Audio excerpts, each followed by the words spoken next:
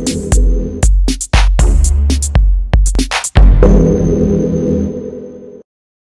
श्री अकाल दर्शकों, मैं छवि तुहाडे सब का स्वागत करती है इस खास प्रोग्राम के जिसका नाम है इमीग्रेशन अपडेट। तो एक बार फिर तो असी हाजिर है साई ओवरसीज एजुकेशन सर्विसेज के MD ते visa expert mister Baljinder Sehgal दे नाल।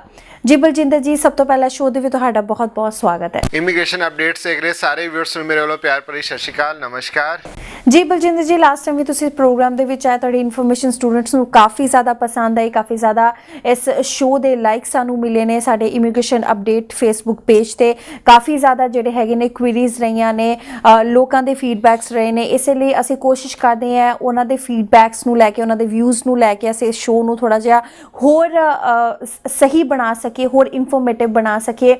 सो दर्शकों, तुसीं इस प्रोग्राम दे नाल जुड़े हो, सानू काफ़ी ज़्यादा खुशी होंदी है क्योंकि बहुत ज़्यादा ਜ਼ਰੂਰੀ है ਤੁਹਾਡਾ ਖਾਸ ਕਰਕੇ ਇਸ ਪ੍ਰੋਗਰਾਮ ਦੇ ਨਾਲ ਜੁੜਨਾ, ਕਿਉਂਕਿ ਜਿਹੜੀ ਸਾਡੀ ਮੁਹਿੰਮ ਹੈ ਕਿ ਇੰਟਰਨੈਸ਼ਨਲ ਸਟੂਡੈਂਟ ਹੈ ਜਿਹੜਾ ਬਾਹਰ ਜਾਣਾ ਚਾਹੁੰਦਾ ਹੈ, ਪੜ੍ਹਨਾ ਚਾਹੁੰਦਾ ਹੈ, ਉਸ ਨੂੰ ਲੈ ਕੇ ਅਸੀਂ ਉਹਨਾਂ ਨੂੰ ਅਵੇਅਰ ਕਰ ਸਕੀਏ ਤਾਂ ਕਿ ਉਹ ਧੋਖੇ ਦਾ ਸ਼ਿਕਾਰ ਨਾ ਹੋਵੇ ਤੇ ਉਹਨਾਂ ਦੇ ਫਿਊਚਰ ਦੇ ਨਾਲ ਜਿਹੜਾ ਖਿਲਵਾੜ ਨਾ ਕਰਿਆ ਜਾ ਸਕੇ। सो अज इस शो दे विच असीं सब तो पहला आस्ट्रेलिया की गल करांगे, क्योंकि लास्ट शो दे विच भी असीं सिंगापुर बारे काफ़ी ज़्यादा चानना पाया सी, आस्ट्रेलिया बारे थोड़ा जिहा घट चानना पाया सी। लेकिन स्टूडेंट्स के व्यूज़ इदां दे ने कि आस्ट्रेलिया बारे जिहड़ा ओह होर जानना चाहुंदे ने। सो आस्ट्रेलिया की हुण गल करिए, एक टाइम इदां दा सीगा बलजिंदर जी कि आस्ट्रेलिया दे विच 572 सब क्लास के अंडर है जिहड़ा वीज़ा डिप्लोमा दे विच नहीं मिलता सी, लेकिन हुण है जिहड़ा उप डिप्लोमास दे विच जिहड़ा वीज़ास आने शुरू हो चुके ने। ਹੁਣ जे असी डिप्लोमा की गल करिए तो डिप्लोमास काफ़ी तरह के होंदे ने, लीडिंग टू डिग्री भी होंदे ने, कल्ले डिप्लोमा भी होंदे ने। लेकिन स्टूडेंट जे कल्ले डिप्लोमा दे विच भी आ रहा वीज़ा, लीडिंग टू डिग्री दे विच भी डिप्लोमा दे विच जिहड़ा हैगा वीज़ा आ रहा है, सो स्टूडेंट्स ते प्रैफर ही करनगे कि क्यों ना असीं कल्ले डिप्लोमा दे विच ही जाइए। सो कल्ले डिप्लोमा दे विच जिहड़े स्टूडेंट्स जा रहे हैं, खास करके यूनीवर्सिटीज़ ते कॉलेजेस या अंबैसी कल्ले डिप्लोमा दे विच जिहड़े एडमिशनस लै रहे हैं उन्हां नूं किवें देख रही है ते की उन्हां दा सक्सैस रेट है या नहीं है। बहुत वैलिड क्वेश्चन है कि ਤੁਹਾਡਾ कि डिप्लोमा ਦੇ ਵਿੱਚ सक्सैस रेट है कि नहीं है। देखो काफ़ी ज़्यादा रिफ्यूजल्स मार्केट ਵਿੱਚ ਆਈਆਂ ਹੋਈਆਂ ਇਸ ਪੁਆਇੰਟ ਤੇ ਹੀ ਆਈਆਂ ਕਿ ਤੁਹਾਡੀ ਜਿਹੜੀ ਫਾਈਲ ਲੀਚੀਬਲ ਸੀ ਉਹ 573 ਸਬ ਕਲਾਸ ਸੀ, ਤੁਸੀਂ 572 ਓਨਲੀ ਫॉर डिप्लोमा ਵਾਸਤੇ ਲਗਾਇਆ, ਇਸ ਕਰਕੇ ਫਾਈਲ ਰਿਫਿਊਜ਼ ਹੋਈ ਹੈ। ਇਸ क्वेश्चन ਨੂੰ ਮੈਂ ਥੋੜਾ ਪ੍ਰੋਪਰਲੀ ਬੱਚਿਆਂ ਨੂੰ ਇਨਫੋਰਮੇਸ਼ਨ ਦੇਣਾ ਚਾਹਾਂਗਾ। अगर ਤੁਸੀਂ 10+2 pass out of 5.5 band, no less than 5 band ਆ, ਬੱਚੇ ਦੇ 60% ਮਾਰਕਸ ਹੈ ਤੇ ਬੱਚਾ ਬੈਚਲਰ ਵਾਸਤੇ ਅਪਲਾਈ करे। अगर तुसी डिप्लोमा एडवांस डिप्लोमा अप्लाई करोगे, मैं तुहानू स्ट्रेट फॉरवर्ड दस देना कि 10 चों किसी एक बच्चे को वीज़ा आ रहा है अज की डेट जो मार्केट ह्यूमर्स आ रही है, वीज़ा नहीं आ रहा, बहुत ज़्यादा हाईलाइट्स होया। ईवन कि मैं जो बच्चों के वीज़े लगवा के दिते सी 2014-15 उन्होंने पेरेंट्स का खुद हूँ आ रहा है, मैनू फीडबैक आ रहा है कि सर असी अपने अगले बच्चे की IELTS की प्रिपरेशन करवा रहे थे या हूँ इस ईयर 2016 उन्हें 10+2 के एग्जाम देने हैं, लेकिन असी आस्ट्रेलिया भेजना चाहते सी। TV पर असी प्रोग्राम देख रहे हैं, काफ़ी कंसल्टेंट्स आके कह रहे हैं कि वीज़ा बंद हो गए, आस्ट्रेलिया के वीज़ा नहीं आ रहे। इस तरह नहीं होंदा, कभी भी कोई कंट्री के वीज़ा बंद नहीं होंगे। हाँ, स्ट्रिक्ट जरूर ने, मैं 100% इस चीज़ ना एग्री है कि स्ट्रिकनेस जरूर आती है, which time to time strictness आती है। उसका रीज़न भी मैं दसांगा अपने व्यूअर्स को कि इस रीज़न तो इन्नी ज़्यादा स्ट्रिकनेस हुई है आस्ट्रेलिया के वीज़े। जरूर मैं इस चीज़ ना एग्री है कि 60 या 70% सक्सैस रेट है, 30% जरूर इस टाइम रिफ्यूजल रेट है। लेकिन वो किहड़े बच्चों का, ਜਿਹੜੇ ਬੱਚੇ ਗੈਪ ਵਾਲੇ ਨੇ, ਜਿਹੜੇ ਬੱਚੇ ਐਡਵਾਂਸ डिप्लोमा या डिप्लोमा अप्लाई कर रहे हैं, जिन्होंने IELTS का स्कोर बहुत अच्छा नहीं है। माई दी डेट कह रहे हैं कि अगर बच्चा 573 बैचलर अप्लाई करेगा, ਜਿਹੜੇ ਬੱਚੇ ਦੀ क्वालिफिकेशन 10+2 है, तो बच्चे का वीज़ा जरूर आएगा। लेकिन 65-60% मार्क्स बच्चे के 10th ऑनवर्ड जरूर होने चाहिए। और IELTS स्कोर जो बच्चे का 6 5.5 बैंड है दैन ता ही अप्लाई करे। अगर बच्चे का IELTS स्कोर घट है, मैं गल करांगा 50-55% है, तो बच्चे को न्यूजीलैंड अप्लाई करना चाहिए या फिर होर काफ़ी कंट्रीज़ ने, तुसीं उत्थे अपना फोकस कर सकते हो। अगर आस्ट्रेलिया अप्लाई करना, वही बच्चा अप्लाई करे जिहदा 60% अबव मार्क्स ने। जी बिल्कुल दर्शकों, यानी कि आस्ट्रेलिया जिहड़ा हैगा हुण बड़ा ही असैस जिहड़ा तुहानूं करना पैना अपनी ही प्रोफाइल नूं। डिप्लोमा की गल कर रहे हैं, जे तुसीं ये सोचो कि डिप्लोमास दे विच हुण वीज़ाज आ रहे हैं तो असीं डिप्लोमा दे विच एडमिशन लै लईए, लेकिन डिप्लोमा दे विच एडमिशन लैण तो पहलां तुहानूं अपने प्रोफाइल नूं जिहड़ा देखना बहुत ही ज़्यादा जरूरी है। इस तो इलावा जे असीं अपने कोर्सिस की गल करते हैं, क्योंकि हुण हर स्ट्रीम तो जिहड़े स्टूडेंट्स ने वो बिलोंग करते हैं। हुण जिहड़े स्टूडेंट ਸਟੂਡੈਂਟਸ ਨੇ ਉਹ ਆਸਟ੍ਰੇਲੀਆ ਜਾਣਾ ਚਾਹੁੰਦੇ ਨੇ, ਸੋ ਆਸਟ੍ਰੇਲੀਆ ਦੇ ਵਿੱਚ ਰੈਲੀਵੈਂਸੀ ਜਿਵੇਂ ਕਿ ਕਹਿੰਦੇ ਕਿ ਹੁਣ ਅੱਜ ਦੀ ਡੇਟ ਦੇ ਵਿੱਚ ਕਾਫੀ ਜ਼ਿਆਦਾ ਇੰਪੋਰਟੈਂਟ ਹੈ। ਲੇਕਿਨ ਬਲਜਿੰਦਰ ਜੀ, ਕਿਸ ਕੋਰਸ ਦੇ ਵਿੱਚ ਜਾਣ ਦਾ ਫਾਇਦਾ ਹੈ ਤਾਂ ਕਿ ਬੱਚੇ ਨੂੰ, ਸਟੂਡੈਂਟ ਨੂੰ ਉੱਥੇ ਜਾ ਕੇ ਕੰਮ ਵੀ ਮਿਲ ਜੇ ਤੇ ਉੱਥੇ ਜਾ ਕੇ ਕੱਲ ਨੂੰ ਜੇ ਜੌਬ ਸਰਚ ਵੀਜ਼ਾ ਮਿਲਦਾ ਜਾਂ PR ਵਾਸਤੇ ਐਲੀਜੀਬਲ ਹੁੰਦਾ ਤੇ ਉਸ ਦੇ ਵਿੱਚ ਵੀ ਉਹਨੂੰ ਕੋਈ ਪਰੇਸ਼ਾਨੀ ਨਾ ਆਵੇ। ਡੈਫੀਨਿਟਲੀ ਫਸਟ ਐਂਡ ਫॉर ਬੱਚਾ ਇਹ ਦੇਖੇ ਕਿ ਉਹਦੀ file 573 sub class SVP streamline visa process ਦੇ ਅੰਡਰ ਅਸੈਸ ਹੋਵੇ, ਔਰ ਪਲੱਸ ਡਿਪਲੋਮਾ ਜਿਹੜਾ ਬੱਚੇ ਦੇ ਜਿਹੜਾ ਵੀ ਅਗਰ ਬੈਚਲਰ ਵਾਸਤੇ ਜਾ ਰਿਹਾ, ਡਿਪਲੋਮੇ ਵਾਸਤੇ ਜਾ ਰਿਹਾ, ਐਡਵਾਂਸ ਡਿਪਲੋਮਾ ਜਾ ਰਿਹਾ, ठीक है। मैं ज़रूर कह रहा कि अगर बच्चे ने वीज़ा, मैं कह रहा कि 90% सक्सैस रेट लेना तो बच्चा डिग्री विच ही अप्लाई करे। अगर बच्चे दे किसी रीज़न तो मैं कह रहा कि वो इन्नी फीस अफोर्ड नहीं कर सकता, क्योंकि मैं पहले दसा कि प्रॉब्लम कित्थों आ रही है आस्ट्रेलिया के वीज़ा, क्योंकि बच्चों को ये समझना बहुत ज़्यादा ज़रूरी है कि वीज़ा आने बंद क्यों हो रहा है, स्टिकनेस क्यों हो रही है, बिकॉज ऑफ कि जो वीज़ा स्टार्ट होया सी उन्होंने आस्ट्रेलिया ने अपना रेवन्यू अप करना सी, दैट्स वाई उन्होंने डिप्लोमा लीडिंग टू डिग्री और प्लस बैचलर उन्होंने अप्लाई स्टार्ट किया सी वीज़ा, जिहदा कि 3 साल की फीस हर कंसर्न वालों दसी जा रही सी, नियर अबाउट 30 to 40 लाख का खर्चा सी अगर बच्चा 3 साल अपनी प्रॉपर डिग्री कंप्लीट करता। ਹੁਣ ਐਕਚੁਅਲੀ ਹੋਇਆ ਕਿ ਉਹਨਾਂ ਨੂੰ ਪਤਾ ਸੀ ਸਾਰੇ ਕੰਸਲਟੈਂਟਸ ਨੂੰ ਵੀ ਇੰਡੀਆ ਤੋਂ ਕਿ ਜਿਹੜਾ ਵੀਜ਼ਾ ਮਿਲੇਗਾ ਉਹ ਸਿਰਫ 573 ਸਬ ਕਲਾਸ ਵਿੱਚ ਮਿਲੇਗਾ। ਸਭ ਨੂੰ ਵੀਜ਼ਾ ਦਿੱਤਾ ਗਿਆ, ਮਿਲਿਆ 573 ਦੇ ਵਿੱਚ, ਲੇਕਿਨ ਬੱਚਿਆਂ ਨੇ ਜਾ ਕੇ ਜਿਹੜਾ ਸਿਸਟਮ ਸੀ ਉਹ ਅਬਿਊਜ਼ ਕੀਤਾ, ਜਾ ਕੇ ਆਪਣੇ ਡਿਪਲੋਮਾ 572 ਦੇ ਵਿੱਚ ਐਡਮਿਸ਼ਨ ਲਈ ਆਪਣਾ ਵੀਜ਼ਾ ਚੇਂਜ ਕੀਤਾ 572 ਸਬ ਕਲਾਸ ਵਿੱਚ। ਸੋ ਜਾ ਕੇ ਜਦੋਂ ਉਹਨਾਂ ਨੇ ਦੇਖਿਆ ਕਿ ਮੈਕਸਿਮਮ ਜਿਹੜੇ ਬੱਚੇ ਗਏ ਨੇ, ਅਸੀਂ ਬਹੁਤ ਬੱਚੇ ਭੇਜੇ, ਕਾਫੀ ਯੂਨੀਵਰਸਿਟੀਜ਼ ਕੋਲ ਬੱਚਾ ਭੇਜਿਆ, ਲੇਕਿਨ ਮੈਕਸਿਮਮ ਬੱਚਿਆਂ ਨੇ ਜਾ ਕੇ ਉੱਥੇ ਆਪਣਾ ਕੋਰਸ ਚੇਂਜ ਕੀਤਾ।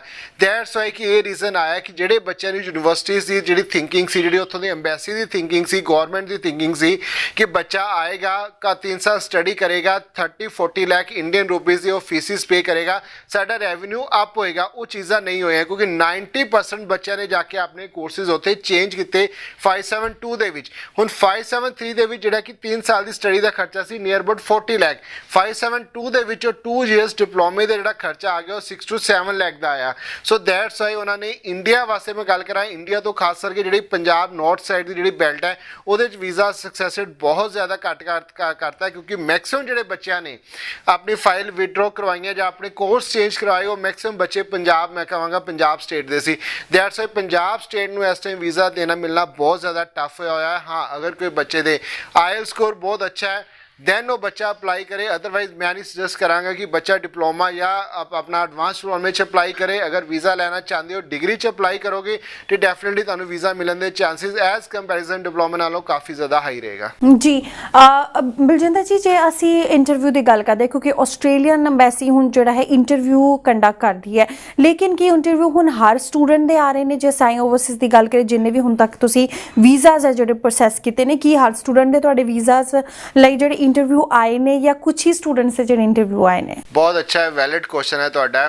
आज की डेट मैडम अगर बच्चा बैचलर अप्लाई करेगा तो मैं कहूँगा कि 10 बच्चों के विचों 5 बच्चों को इंटरव्यू आ रही है और 5 बच्चों को नहीं आ रही।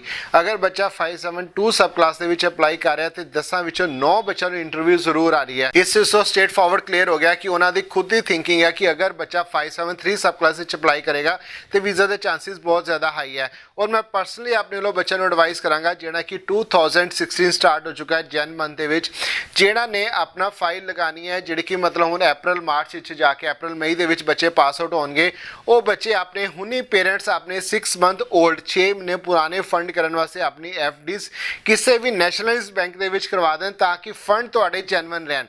ਪਹਿਲੇ ਐਕਚੁਅਲੀ ਕਿਸੇ ਮੈਂ ਜ਼ਰੂਰ ਆਪਣੇ ਵਿਊਅਰਸ ਨੂੰ ਸ਼ੇਅਰ ਕਰਨਾ ਚਾਹਾਂਗਾ, ਕਾਫੀ ਪ੍ਰੋਗਰਾਮ ਦੇ ਵਿੱਚ ਮੈਂ ਇਨਫੋਰਮੇਸ਼ਨ ਦਿੱਤੀ ਵੀ ਆਪਣੇ ਵਿਊਅਰਸ ਨੂੰ ਕਿ ਪਹਿਲੇ ਕਿਸੇ ਕੀ ਤੁਹਾਡੇ ਜਿਹੜੇ ਫੰਡਸ ਜਿਹੜੇ ਸੋਰਸ ਆਫ ਇਨਕਮ ਇਹ ਜਿਹੜੇ ਅਸੈਸ ਕਰਨੇ ਸੀ, ਜਿਹੜੇ ਵੈਰੀਫਾਈ ਕਰਨੇ ਸੀ, ਇਹ ਸਿਰਫ ਯੂਨੀਵਰਸਿਟੀਜ਼ ਔਰ ਕਾਲਜਿਸ ਨੇ ਕਰਨੇ ਸੀ। ਅੰਬੈਸੀ ਤੁਹਾਡੇ ਫੰਡ ਔਰ ਤੁਹਾਡੇ source of income the requirement ਹੀ ਨਹੀਂ ਸੀ 573 ਦੇ ਵਿੱਚ।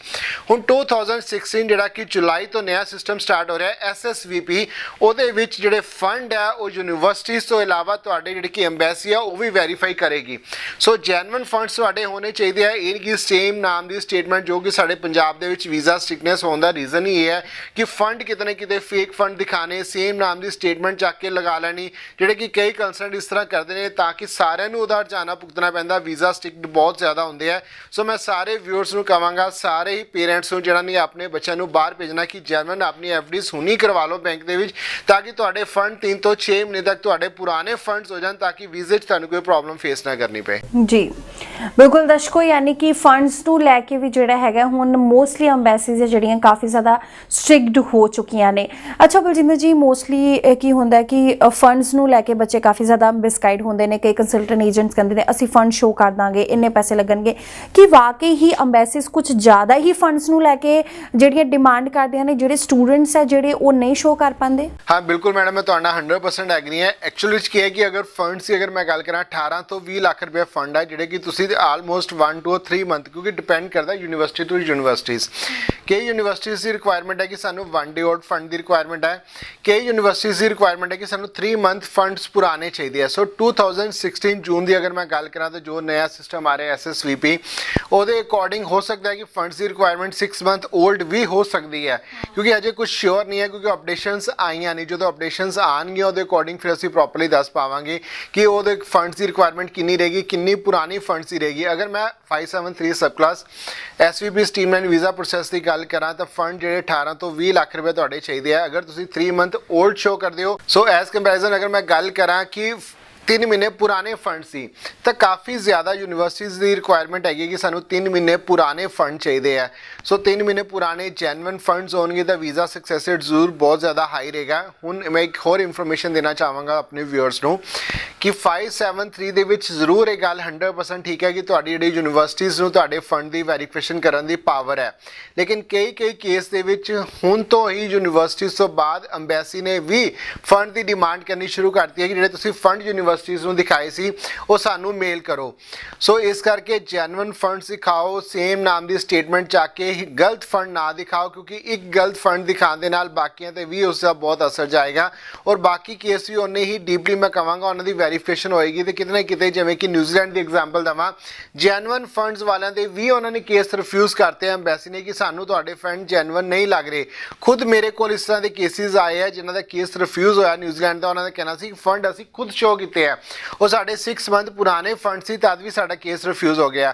ਫਿਰ ਉਹੀ ਗੱਲ ਆ ਕਿ ਕਿਤੇ ਨਾ ਕਿਤੇ ਆਟੇ ਨੇ ਜਿਵੇਂ ਕੁੰਨ ਪੀਸਦਾ, ਕਿਤੇ ਨਾ ਕਿਤੇ ਫੇਕ ਦੇ ਨਾਲ ਜੈਨੂਇਨ ਬੱਚਿਆਂ ਨੂੰ ਵੀ ਕਿਤੇ ਨਾ ਕਿਤੇ ਪ੍ਰੋਬਲਮ ਫੇਸ ਕਰਨੀ ਪੈਂਦੀ ਹੈ। ਦੈਟਸ ਵਾਈ ਮੈਂ ਕਹਾਂਗਾ ਅੱਛੇ fund, genuine funds, properly source of income ਦਿਖਾਓ, ਜੈਨੂਇਨ ਸੋਰਸ ਆਫ ਇਨਕਮ ਦਿਖਾਓ, ਜਾਲੀ ਬਣਾ ਕੇ ਨਾ ਲਗਾਓ। ਅਗਰ ਤੁਹਾਡੀ ITRs ਦਾ ਇਨਕਮ ਟੈਕਸ ਰਿਟਰਨਸ ਉਹ ਜੈਨੂਇਨ ਦਿਖਾਓ, ਆਨਲਾਈਨ ਸਭ ਕੁਝ ਵੈਰੀਫਾਈ ਹੋ ਜਾਏਗਾ। ਅਗਰ ਤੁਸੀਂ ਕੁਝ ਵੀ ਫੇਕ ਲਗਾਓਗੇ ਤੁਹਾਡੀ ਫੀਸ ਦਾ, ਤੁਹਾਡੇ ਫਿਊਚਰ ਦਾ ਬਹੁਤ ਜ਼ਿਆਦਾ ਲਾਸ ਹੋਏਗਾ। ਜੀ ਬਿਲਕੁਲ ਦਰਸ਼ਕੋ, ਯਾਨੀ ਕਿ ਫੰਡਸ ਨੂੰ ਲੈ ਕੇ ਤੁਹਾਨੂੰ ਬਹੁਤ ਜ਼ਿਆਦਾ ਅਵੇਅਰ ਹੋਣ ਦੀ ਜ਼ਰੂਰਤ ਹੈ ਕਿ ਕਿਸ ਤਰ੍ਹਾਂ ਦੇ ਫੰਡਸ ਹੈ ਜਿਹੜੇ ਤੁਸੀਂ ਉਹ ਸ਼ੋ ਕਰ ਸਕਦੇ ਹੋ, ਕਿਉਂਕਿ ਫੰਡਸ ਜਿਹੜੇ ਹੈਗੇ ਨੇ ਤੁਹਾਡੇ ਆਪਣੇ ਘਰੋਂ ਹੀ ਨਿਕਲਦੇ ਨੇ। ਸੋ ਕੋਈ ਔਖੀ ਗੱਲ ਨਹੀਂ ਹੈ। ਬਿਲਕੁਲ ਕਹਿਣ ਨੂੰ ਤੇ ਰਕਮ ਹੈ ਜਿਹੜੀ 18 ਤੋਂ 20 ਲੱਖ ਰੁਪਏ, 15 ਤੋਂ 20 ਲੱਖ ਰੁਪਏ ਕਾਫੀ ਜ਼ਿਆਦਾ ਲੱਗਦੀ ਹੈ, ਲੇਕਿਨ ਜਦੋਂ ਤੁਸੀਂ ਸ਼ੋ ਕਰਨਾ ਹੁੰਦਾ ਤੇ ਹੌਲੀ ਹੌਲੀ ਜਿਹੜੀ ਰਕਮ ਹੈਗੀ ਆਪਣੇ ਆਪ ਹੀ ਸ਼ੋ ਹੁੰਦੀ ਜਾਂਦੀ ਹੈ। ਲੇਕਿਨ ਬਸ ਤੁਹਾਨੂੰ ਅਵੇਅਰ ਹੋਣ ਦੀ ਬਹੁਤ ਹੀ ਜ਼ਿਆਦਾ ਜ਼ਰੂਰਤ ਹੈ। ਹੁਣ ਇਸ ਤੋਂ ਇਲਾਵਾ ਜੇ ਅਸੀਂ ਗੱਲ ਕਰਦੇ ਹਾਂ ਗੈਪ ਦੀ ਜਾਂ ਅਸੀਂ ਰਿਫਿਊਜ਼ਲ ਕੇਸਿਸ ਦੀ ਗੱਲ ਕਰੀਏ ਤੇ ਆਸਟ੍ਰੇਲੀਆ ਜਿਹੜਾ ਹੈਗਾ ਆ, ਜਿਵੇਂ ਜਿਵੇਂ ਉਹਨਾਂ ਦੇ ਰੂਲਸ ਐਂਡ ਰੈਗੂਲੇਸ਼ਨਸ ਬਲਜਿੰਦਰ ਜੀ ਕਾਫੀ ਜ਼ਿਆਦਾ ਚੇਂਜ ਹੋ ਚੁੱਕੇ ਨੇ, ਸਟ੍ਰਿਕਟ ਹੋ ਚੁੱਕੇ ਨੇ, ਤੇ ਕੀ ਇਹਨਾਂ ਸਟੂਡੈਂਟਸ ਨੂੰ ਵੀ ਕੀ ਕੋਈ ਅਸਰ ਹੁਣ ਪੈ ਰਿਹਾ ਹੈ ਜਾਂ ਸਟਿਲ ਜੈਨੂਇਨਟੀ ਨਾਲ ਜਿਹੜਾ ਇਹਨਾਂ ਦਾ ਵੀਜ਼ਾ ਆ ਰਿਹਾ ਹੈ? ਬਹੁਤ ਵੈਲਿਡ, ਬਹੁਤ ਜੈਨੂਇਨ ਕੁਐਸਚਨ ਹੈ ਤੁਹਾਡਾ ਕਿ ਜਿੰਨੇ ਵੀ ਕੰਟਰੀਜ਼ ਤੋਂ, ਅਗਰ ਤੁਸੀਂ ਕੈਨੇਡਾ ਤੋਂ ਰਿਫਿਊਜ਼ ਹੋ, ਤੁਸੀਂ ਨਿਊਜ਼ੀਲੈਂਡ ਤੋਂ ਰਿਫਿਊਜ਼ ਹੋ, ਅਗਰ ਤੁਸੀਂ ਦੁਬਾਰਾ ਆਸਟ੍ਰੇਲੀਆ ਫਾਈਲ ਲਗਾ ਰਹੇ ਹੋ ਤਾਂ ਇੰਪਰੂਵਮੈਂਟ ਤੁਹਾਨੂੰ ਦਿਖਾਣੇ ਕੀ ਪਏਗੀ ਫਾਈਲ ਵਿੱਚ। ਇਹ ਨਹੀਂ ਕਿ ਤੁਹਾਡਾ ਰੀਸੈਂਟ ਰਿਫਿਊਜ਼ ਹੋਇਆ, ਤੁਸੀਂ ਸੋਚ ਰਹੇ ਹੋ ਕਿ ਮੇਰਾ ਰਿਫਿਊਜ਼ ਹੋ ਗਿਆ, ਮੈਂ ਦੁਬਾਰਾ ਹੁਣ ਆਸਟ੍ਰੇਲੀਆ ਟਰਾਈ ਕਰ ਲਾਂ, ਤਾਂ ਕਿਤੇ ਨਾ ਕਿਤੇ ਯੂਨੀਵਰਸਿਟੀਜ਼ ਉਸ ਫਾਈਲ ਨੂੰ ਮੈਂ ਕਹਾਂਗਾ ਅਕਸੈਪਟ ਕਰਨ ਤੋਂ ਮਨਾ ਕਰ ਰਹੀਆਂ ਨੇ, ਕਿਉਂਕਿ ਉਹਨਾਂ ਨੂੰ ਡਾਊਟਫੁਲ ਰਹਿੰਦਾ ਕਿ ਦੁਬਾਰਾ ਫਾਈਲ ਦਾ ਸਕਸੈਸ ਰੇਟ ਉਹਨਾਂ ਜ਼ਿਆਦਾ ਅੱਛਾ ਨਹੀਂ ਰਹੇਗਾ। ਸੋ ਮੈਂ ਗੱਲ ਕਰਦਾ ਕਿ ਜਿਹੜੇ ਬੱਚਿਆਂ ਦਾ ਡ੍ਰੀਮ ਡੈਸਟੀਨੇਸ਼ਨ ਹੈ ਹੀ ਆਸਟ੍ਰੇਲੀਆ, ਜਿਹੜੇ ਜਾਣਾ ਹੀ ਆਸਟ੍ਰੇਲੀਆ ਚਾਹੁੰਦੇ ਆ, ਉਹ ਪਹਿਲੇ ਹੀ ਆਸਟ੍ਰੇਲੀਆ ਵਾਸਤੇ ਆਪਣੀ ਫਾਈਲ ਪ੍ਰਪੇਅਰ ਕਰਨ, ਆਸਟ੍ਰੇਲੀਆ ਵਾਸਤੇ ਆਪਣੀ ਫਾਈਲ ਰੈਡੀ ਕਰਨ, ਨਾ ਕਿ ਇਹ ਸੋਚ ਕੇ ਕਿ ਪਹਿਲੇ ਅਸੀਂ US ਅਪਲਾਈ ਕਰ ਲਈਏ ਜਾਂ ਕੈਨੇਡਾ ਅਪਲਾਈ ਕਰ ਲਈਏ। ਅਗਰ ਸਾਡਾ ਵੀਜ਼ਾ ਲੱਗ ਜਾਂਦਾ ਹੈ ਤੇ well and good. Second option option ਜਿਹੜੇ ਲੈ ਕੇ ਚੱਲ ਰਹੇ ਆ, ਮੈਂ ਕਹਾਂਗਾ ਫਰਸਟ ਆਪਸ਼ਨ ਤੁਸੀਂ ਆਸਟ੍ਰੇਲੀਆ ਨੂੰ ਲੈ ਕੇ ਚੱਲੋ, ਕਿਉਂਕਿ ਆਸਟ੍ਰੇਲੀਆ ਦੇ ਵਿੱਚ ਬੇਸ ਰੇਟ ਦੀ ਗੱਲ ਕਰਾਂ, ਅਰਨਿੰਗ ਪੁਆਇੰਟ ਆਫ ਵਿਊ ਤੋਂ ਗੱਲ ਕਰਾਂ, ਉੱਥੇ ਪੀਆਰ ਦੀ ਗੱਲ ਕਰਾਂ, ਬਹੁਤ ਅੱਛਾ ਸਕੋਪ ਹੈ ਬੱਚਿਆਂ ਨੂੰ। ਐਸਾ ਨਹੀਂ ਹੈ ਕਿ ਪੀਆਰ ਨਹੀਂ ਮਿਲਦੀ, ਪ੍ਰੋਪਰ ਮੇਰੇ ਕੋਲ ਆ ਕੇ ਇੱਕ ਵਾਰੀ ਆਫਿਸ ਵਿਜ਼ਿਟ ਕਰੋ। ਅਗਰ ਜਿਹੜੇ ਬੱਚੇ ਦੇ 7 ਬੈਂਡ ਨਹੀਂ ਆਉਂਦੇ, ਸਟੇਟ ਸਪਾਂਸਰਸ਼ਿਪ ਲੈ ਕੇ ਬਹੁਤ ਹੋਰ ਵੇ ਹੈਗੀ ਹੈ ਕਿ ਤੁਸੀਂ ਆਪਣੀ ਉਹਦੇ ਪੀਆਰ ਅਚੀਵ ਕਰ ਸਕਦੇ ਹੋ। ਸਿਰਫ ਇਹੀ ਨਹੀਂ ਕਿ 7 ਬੈਂਡ ਈਚ ਮੋਡਿਊਲ ਦਾ ਹੀ ਤੁਹਾਡੇ ਕੋਲ ਰਸਤਾ ਹੈਗਾ। ਸੋ ਮੈਂ ਗੱਲ ਕਰ ਰਿਹਾ ਜਿਹੜੇ ਬੱਚਿਆਂ ਦੇ 60% ਮਾਰਕਸ ਹੈ, ਬੈਂਡ ਸਕੋਰ ਬਹੁਤ ਅੱਛਾ 2015 ਪਾਸ ਆਊਟ ਹੈ ਔਰ ਆਪਣੇ 18 ਤੋਂ 20 ਲੱਖ ਰੁਪਏ ਫੰਡ ਸ਼ੋ ਕਰ ਸਕਦੇ ਹੋ, ਬੱਚੇ ਨੂੰ ਜ਼ਰੂਰ ਆਸਟ੍ਰੇਲੀਆ ਅਪਲਾਈ ਕਰਨਾ ਚਾਹੀਦਾ ਹੈ। ਜੀ ਬਿਲਕੁਲ ਦਰਸ਼ਕੋ, ਯਾਨੀ ਕਿ ਗੈਪ ਵਾਲੇ ਸਟੂਡੈਂਟਸ ਦੀ ਗੱਲ ਕਰੀਏ, ਰਿਫਿਊਜ਼ਲ ਕੇਸਿਸ ਦੀ ਗੱਲ ਕਰੀਏ ਤੇ ਉਹਨਾਂ ਨੂੰ ਹੁਣ ਬੜੇ ਹੀ ਧਿਆਨ ਨਾਲ ਅਪਲਾਈ ਕਰਨ ਦੀ ਜ਼ਰੂਰਤ ਹੈ। ਸੋ ਬਹੁਤ ਜ਼ਰੂਰੀ ਹੈ ਕਿ ਤੁਸੀਂ ਇੱਕ ਸਹੀ ਕੰਸਲਟੈਂਟ ਨੂੰ ਚੂਜ਼ ਕਰੋ ਜਿਨ੍ਹਾਂ ਨੂੰ ਇੱਕ ਪ੍ਰੋਪਰ ਐਕਸਪੀਰੀਅੰਸ ਹੋਵੇ। ਜੇ ਤੁਸੀਂ ਇਹਨਾਂ ਤੋਂ ਹੋਰ ਜਾਣਕਾਰੀ ਚਾਹੁੰਦੇ ਹੋ, ਸਲਾਹ ਲੈਣਾ ਚਾਹੁੰਦੇ ਹੋ, ਕੰਸਲਟੈਂਸੀ ਲੈਣਾ ਚਾਹੁੰਦੇ ਹੋ, ਉਸ ਲਈ ਤੁਸੀਂ ਸਾਈ ਓਵਰਸੀਜ਼ ਐਜੂਕੇਸ਼ਨ ਸਰਵਿਸਿਜ਼ ਦੇ ਆਫਿਸ ਦੇ ਵਿੱਚ ਵਿਜ਼ਿਟ ਕਰ ਸਕਦੇ ਹੋ। ਇਹਨਾਂ ਦਾ ਇੱਕੋ ਆਫਿਸ ਹੈ ਜਲੰਧਰ ਦੇ ਵਿੱਚ, ਬੱਸ ਸਟੈਂਡ ਦੇ ਨੇੜੇ। ਤੁਸੀਂ ਇੱਥੇ ਆ ਸਕਦੇ ਹੋ। ਫੋਨ ਨੰਬਰ ਲਗਾਤਾਰ ਫਲੈਸ਼ ਹੋ ਰਹੇ ਨੇ ਸਾਡੇ ਟੀਵੀ ਸਕਰੀਨ ਤੇ। ਤੁਸੀਂ ਜਦੋਂ ਵੀ ਅਪਲਾਈ ਕਰਨਾ ਹੈ ਫੋਨ ਕਾਲ ਕਰੋ, ਅਪਾਇੰਟਮੈਂਟ ਲਵੋ, ਆਪਣੇ ਡਾਕੂਮੈਂਟਸ ਲੈ ਕੇ ਤੁਸੀਂ ਆਫਿਸ ਦੇ ਵਿੱਚ ਵਿਜ਼ਿਟ ਕਰੋ, ਆਪਣੇ ਮਾਪਿਆਂ ਨੂੰ ਨਾਲ ਲੈ ਕੇ ਆਓ। ਸੋ ਸਹੀ ਜਾਣਕਾਰੀ ਲੈ ਕੇ ਜਿਹੜਾ ਤੁਸੀਂ ਇਹਨਾਂ ਨੂੰ ਆ ਕੇ ਮਿਲ ਸਕਦੇ ਹੋ। ਸਭ ਤੋਂ ਵੱਡੀ ਗੱਲ ਸਾਈ ਓਵਰਸੀਜ਼ ਬਾਰੇ ਇਹ ਹੈ ਕਿ ਤੁਹਾਡੇ ਪੈਸੇ ਦਾ ਜਿਹੜਾ ਨੁਕਸਾਨ ਬਿਲਕੁਲ ਨਹੀਂ ਹੁੰਦਾ ਜੀ, ਬਿਲਕੁਲ, ਕਿਉਂਕਿ ਇਹਨਾਂ ਦੀ ਸਪੈਸ਼ਲਿਟੀ ਹੈ ਕਿ ਕੋਈ ਵੀ ਪੈਸਾ ਹੈ ਵੀਜ਼ਾ ਆਉਣ ਤੋਂ ਪਹਿਲਾਂ ਨਹੀਂ ਲੈਂਦੇ ਹੈ। ਪ੍ਰੋਪਰ ਤਰੀਕੇ ਨਾਲ ਤੁਹਾਨੂੰ ਜਾਣਕਾਰੀ ਹੁੰਦੀ ਕਿ ਕਿਹੜਾ ਪੈਸਾ ਕਿੱਥੇ ਖਰਚਿਆ ਜਾ ਰਿਹਾ ਹੈ, ਕਿੰਨੇ ਪੈਸੇ ਤੁਹਾਡੇ ਤੋਂ ਲਏ ਜਾ ਰਹੇ ਨੇ, ਕਿੰਨੇ ਕਾਲਜ ਦੀ ਫੀਸ ਹੈ। ਟਰਾਂਸਪੇਰੈਂਸੀ ਜਿਹੜੀ ਹੈਗੀ ਹਰ ਚੀਜ਼ ਦੀ ਹੈ। ਤਾਂ ਮੈਨੂੰ ਲੱਗਦਾ ਕਿ ਅੱਜ ਦੇ ਜ਼ਮਾਨੇ ਦੇ ਵਿੱਚ ਜੇ ਪੈਸੇ ਨੂੰ ਲੈ ਕੇ ਤੁਹਾਨੂੰ ਸਿਕਿਉਰਿਟੀ ਮਿਲ ਜੇ ਤਾਂ ਇਸ ਤੋਂ ਵੱਡੀ ਗੱਲ ਹੋਰ ਕੋਈ ਨਹੀਂ ਹੋ ਸਕਦੀ, ਕਿਉਂਕਿ ਅਸੀਂ ਆਏ ਦਿਨ ਕਾਫੀ ਨਿਊਜ਼ ਸੁਣਦੇ ਹਾਂ ਕਿ ਪੈਸੇ ਨੂੰ ਲੈ ਕੇ ਕਾਫੀ ਠੱਗੀ ਹੋ ਰਹੀ ਹੈ।